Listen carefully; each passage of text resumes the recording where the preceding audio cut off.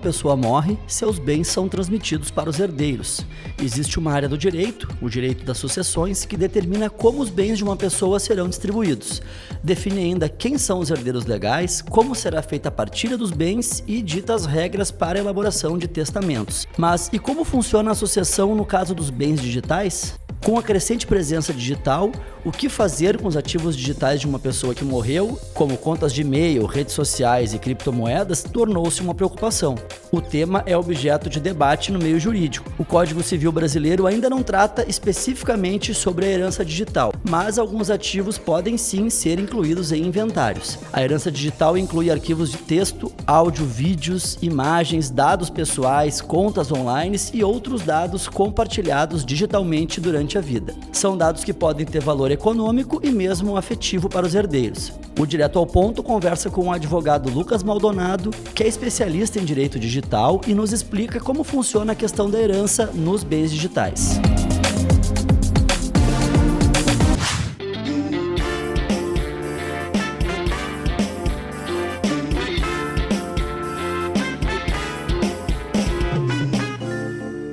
Lucas, essa discussão em torno da herança digital, ela é bastante recente, né? Então, eu gostaria que tu começasse essa conversa explicando, situando o nosso ouvinte em como é que surge essa questão, por que que isso começou a ser discutido e se a legislação brasileira já tem algum tipo de previsão em relação a isso, como é que a gente está em termos de legislação em questão de herança digital. Perfeito. Então, bom, começando pela primeira pergunta, ao longo da vida, a gente acaba acumulando patrimônio, comprando, adquirindo bens. Até relativamente pouco tempo atrás, basicamente o que a gente acumulava em vida eram bens tangíveis, bens físicos, uma casa, um carro, dinheiro físico, eventualmente, e tudo mais. É, Dentro desse conceito, quando uma pessoa eventualmente falece, os bens físicos dela vão para os seus herdeiros, seja filhos, ascendentes, descendentes, vai depender ali de quem a pessoa teria como herdeiros. Com o avanço da tecnologia, a gente não só passou a acumular bens tangíveis, bens físicos ligados à tecnologia, como, por exemplo, os nossos celulares, os nossos computadores do ponto de vista de hardware mesmo, né, de dispositivo, como também bens que estão dentro desses dispositivos, que são os bens intangíveis, os bens eletrônicos, que a gente não pode necessariamente tocar com as nossas próprias mãos, mas que não é por isso que eles deixam de existir. E aí começou-se a entender que esses bens eles tinham algum valor patrimonial. Então, só dando um exemplo, uma conta de uma corretora que tem ali criptoativos, por exemplo, isso tem um valor patrimonial, muito embora a gente não consiga sacar aquele dinheiro. Eu não consigo, por exemplo, sacar um Bitcoin. Uhum. Mas ele existe e tem um valor. Perfeito, ele existe, ainda que na forma de um código, né, um hash que a gente fala, ele existe, ele tem um valor. Diante disso, começou-se a entender, falou, olha, talvez a gente precise olhar para essa questão e regular de fato, seja no Brasil, ou enfim, essa é uma discussão global, regular como os herdeiros terão acesso e como será a forma de distribuição da sucessão desses bens intangíveis, desses bens digitais. Então foi a partir daí que a gente começou a olhar para a herança digital como algo que precisava ali de uma atenção maior dos reguladores. E como é que está a legislação brasileira em relação a isso, Lucas? Já tem leis que prevêem, que regulamentam a herança digital? A gente ainda está meio engatinhando nesse debate. Perfeito. No Brasil, a gente não tem uma lei específica que trata de herança digital. O que nós temos hoje é o nosso Código Civil de 2002, que tem um capítulo específico que fala, né, sobre direitos sucessórios, direitos, enfim, dos herdeiros, de quem eventualmente falece. Ele dispõe, obviamente, sobre bens de maneira geral, e aí o que a gente faz hoje são adequações da legislação que já existe, pensada para bens físicos, a bens digitais. Então, a gente tem hoje decisões judiciais, por exemplo, que reconhecem o direito, por exemplo, dos herdeiros de ter acesso a bens digitais dos seus antecessores ali, eventualmente da pessoa que faleceu. Em termos de inovação regulatória, O que nós temos hoje é um anteprojeto de reforma do nosso Código Civil, que está em discussão, e dentro desse anteprojeto, a gente tem alguns artigos que discutem especificamente a herança digital, que estabelecem ali, por exemplo, o que são os bens digitais, quem pode ter acesso a esse tipo de informação e assim por diante. Lembrando que ainda é um anteprojeto, então a gente ainda tem um caminho relativamente longo para que isso eventualmente vire lei, mas o Brasil é um dos muitos países que vem discutindo esse tema que é bastante importante. Bom, e mesmo não tendo uma lei específica que trate disso, já é possível, mesmo no Brasil, a gente incluir ativos digitais em inventário, certo? Como é que funciona essa questão? Como é que é o regramento? Enfim, como é que a pessoa que quer fazer o seu inventário e incluir os seus bens digitais, que caminho ela deve percorrer? Perfeito. A gente tem basicamente algumas formas aqui, tá? Vou falar primeiro do ponto de vista de quem eventualmente falece antes dessa pessoa falecer, ela pode deixar um testamento. O testamento pode ser particular ou pode ser público. E dentro desse testamento, que é uma manifestação de vontade, uma última manifestação de vontade, ela pode falar: olha, os meus bens digitais vão para os meus filhos, vão para os meus netos, enfim. Ela pode dispor dos bens digitais dela. E aí, essa vontade, se obviamente for feita dentro do que determina a lei, ela tem que ser respeitada. E aí, no momento de se fazer o inventário, seja de forma judicial ou extrajudicial, esse testamento ele é respeitado. Então, do ponto de vista da pessoa que falece e tem interesse de deixar os seus bens digitais para os seus sucessores, é assim que funciona. Vamos pensar num cenário que talvez seja o mais comum, que é uma pessoa eventualmente faleceu e não deixou nenhum tipo de testamento, e aí é aquela coisa que os herdeiros ficam ali sem saber, às vezes, o que a pessoa tinha, o que não tinha, etc. e tal. Nesses casos, se o inventário for feito de maneira judicial e em casos que, por exemplo, envolva entrar na conta da pessoa, dispor de senha, acessar eventualmente as comunicações que a pessoa teve em vida, etc. e tal, muito provavelmente vai precisar ser feito mediante um inventário judicial. E nesse inventário, as pessoas têm que, o inventariante, né, na verdade, e os sucessores têm que dispor numa petição mesmo, da mesma forma que eles vão falar: olha, o meu pai, por exemplo, deixou um carro, uma casa, X reais numa conta de banco, etc. e tal, elas vão descrever esses bens digitais como se fosse um bem físico mesmo, mas deixando claro que se trata de um bem digital, que ela vai precisar ter acesso à conta.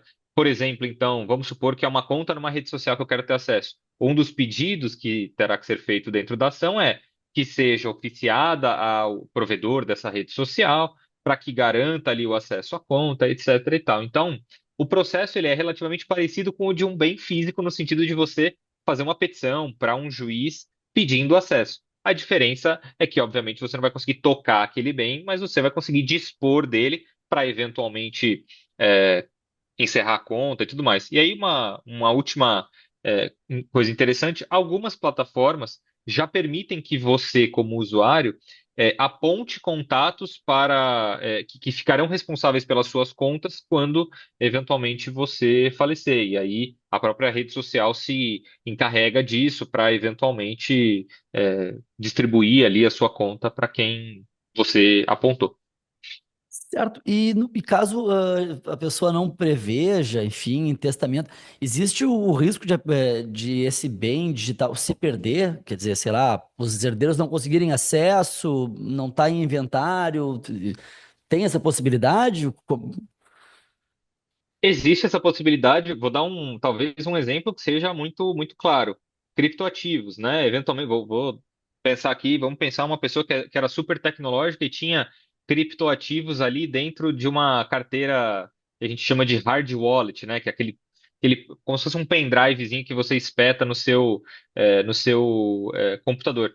Só o dono, eventualmente, sabe a senha. Então, nesse caso, esse ativo, por mais que as pessoas saibam que ele existe, ou ainda que elas não saibam que ele existe, não é um ativo que vai se perder exatamente, né? A não ser que tenha ali alguma deleção, algum tipo de coisa, mas é um ativo que vai ficar lá intacto, vai ficar lá sem dono, vamos dizer assim. Então, é um problema isso, né? Porque no fundo, vamos supor que a pessoa tenha lá 0,0005 bitcoins dentro de uma carteira que ninguém sabe a senha ou que ninguém sabe que essa pessoa tenha. Se essa pessoa eventualmente falecer e essa carteira ficar lá, o que vai acontecer é que o Bitcoin dela também vai permanecer lá. Ele não necessariamente se perde, né, pelo decurso do tempo. O que é uma coisa, o que é uma característica interessante dos bens digitais, né? Porque, por exemplo, um carro que eventualmente a pessoa, ninguém sabia que a pessoa tinha e o carro fica lá abandonado, depois de um certo tempo o carro estraga, os pneus ressecam, o motor, estraga, etc. e tal. Um bem digital, ele não estraga, ele fica lá, porque no fundo, ele é uma representação virtual de, um código de letras e números que formam ali toda aquela programação. Certo. E, Lucas, comentasse antes a questão, te deu uma passada na questão da privacidade, né? Que me parece que esse seja um dos pontos mais sensíveis dessa discussão, que é a questão da privacidade da pessoa que morreu. No momento em que a gente permite, enfim, que os herdeiros tenham acesso, por exemplo, a contas em rede social, contas de e-mail, isso também acaba dando essas pessoas acesso a conversas privadas, conversas que de repente, enfim, a intimidade dessa pessoa. Eu queria que tu falasse um pouco sobre isso, assim, de que forma isso está aparecendo nos debates, que peso isso tem, ou que saída se poderia ter, né, para que aquele bem digital não se perca, enfim, seja passado na sucessão, mas ao mesmo tempo a gente garanta que aquela pessoa que nos deixou tenha sua privacidade garantida, né? Não, perfeito. Uma das preocupações que as pessoas que estão discutindo ali o anteprojeto de reforma do Código Civil, essas pessoas tiveram essa preocupação é de colocar um artigo específico sobre isso. Então, tem um artigo que fala aqui, né, que salvo uma última manifestação de vontade, né, um testamento, por exemplo, as mensagens privadas do autor da herança, ou seja, da pessoa que faleceu, que tenham sido ali armazenadas, difundidas, não podem ser acessadas por herdeiros. Então, a regra que se quer colocar no novo Código Civil é que as mensagens continuam sendo privadas, né? A não ser que, eventualmente, os herdeiros consigam demonstrar por A mais B que, olha, eu preciso ter acesso a essa mensagem. Por exemplo, olha, nessa mensagem tem uma coisa muito importante para a gente descobrir outras coisas relacionadas a bens, enfim, desde que os herdeiros mostrem que de fato eles precisam ter acesso a isso. E lembrando que, mesmo depois que a pessoa falece, os direitos da personalidade, alguns deles pelo menos, continuam valendo. Então, por exemplo, não é porque uma pessoa faleceu que ela deixa de ter um direito de preservação da sua imagem. E aí quem passa a tutelar esses direitos são os seus herdeiros. Então, é, depois que eventualmente uma pessoa morre, não é, a imagem dela não pode ser usada de maneira ampla. Os herdeiros têm o direito de proibir isso. Da mesma forma, essa pessoa, pelo anteprojeto do Código Civil, continua tendo direito à privacidade das suas comunicações. Então, no fundo, os especialistas que estão se debruçando sobre isso tem essa preocupação com a continuidade da privacidade nos meios eletrônicos, mesmo após o falecimento de uma pessoa. Perfeito.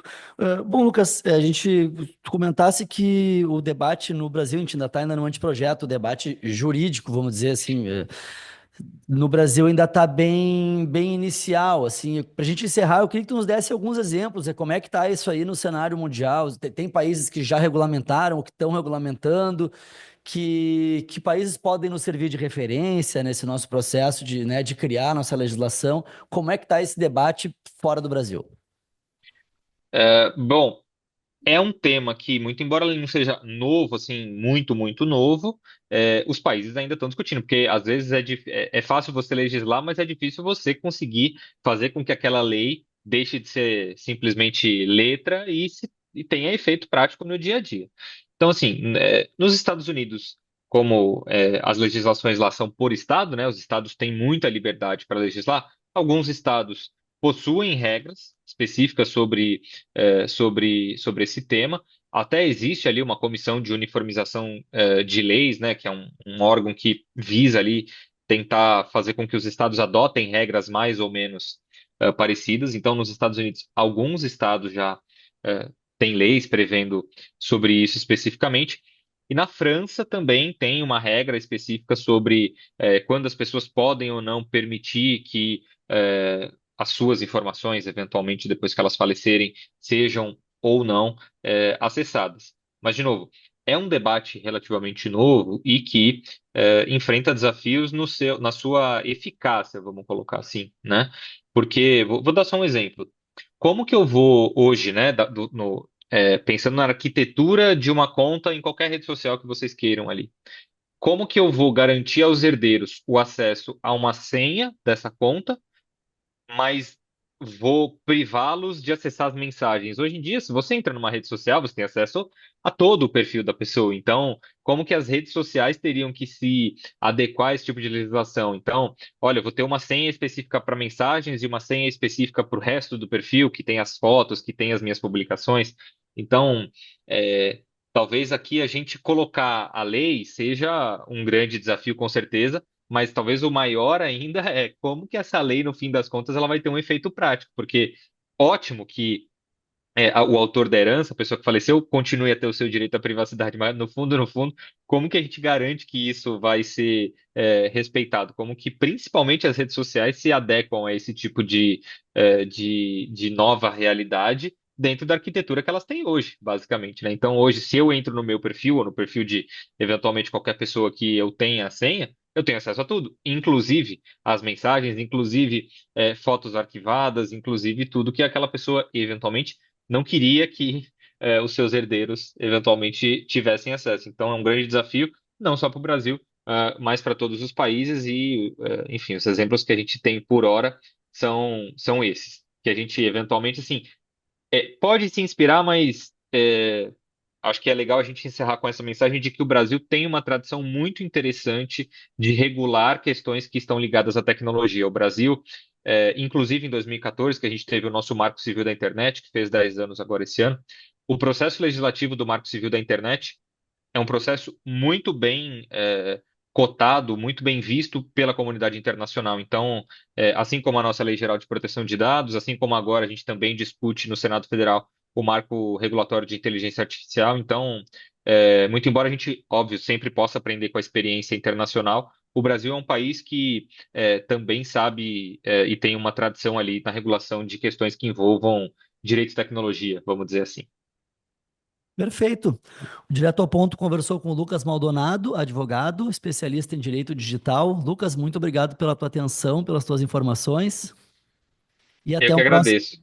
e até um próximo Direto ao Ponto. Até mais, obrigado. Eu que agradeço. Foi um prazer falar com vocês.